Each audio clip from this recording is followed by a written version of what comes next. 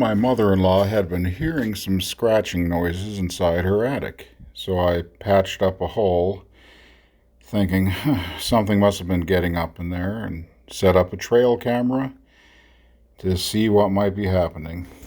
I had to take the board back off, one of the boards, to try to capture what exactly was going on. So we'll see here what we found. And as you saw in the intro, we actually did see a raccoon entering this space.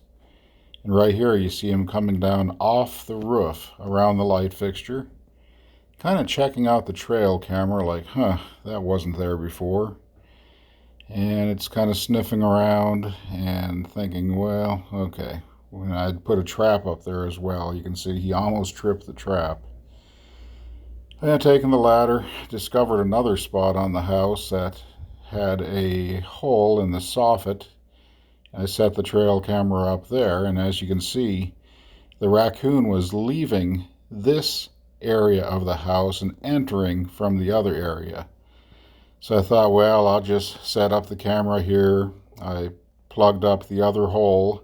I thought, well, maybe he'll leave and I could patch the hole before he comes back. So anyhow, he's looking around and kind of having second thoughts because it notices the red glow from the infrared lighting on my trail camera. It's kind of looking that way. What should I do here? Anyhow, it's looking around, sniffing, thinking, do I come out or don't I? It's still considering it, and finally, after a little while, the little varmint decides, okay, maybe I'll come out. And still just kind of suspicious, I think, of the red glow on the camera.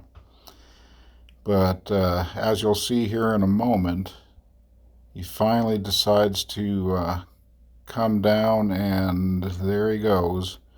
He's grabbing onto the fascia of the roof, coming out of the hole in the soffit, and up on the roof he goes. Well, anyhow, morning came along, 7 o'clock, and he had not yet returned. My camera would capture everything, and basically he did not return at all that day. And I came back after work and checked the camera, and at the time I patched the hole and I trimmed a bunch of branches off that were touching the rooftop. He was climbing the tree and getting onto the roof, and he can climb up the chimney to get on the roof, but I think sometimes he was climbing out and climbing onto the tree to leave, to go about his nighttime wanderings to get food and so forth.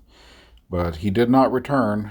But the last night, on the 20th, my mother-in-law said she could hear some scratching and some fussing. I think the raccoon was trying to get back in and scratching and trying to dig his way back into the house, but could not get in. So anyhow, hopefully he'll get discouraged and stop bothering and scratching and fussing about being evicted from the residence.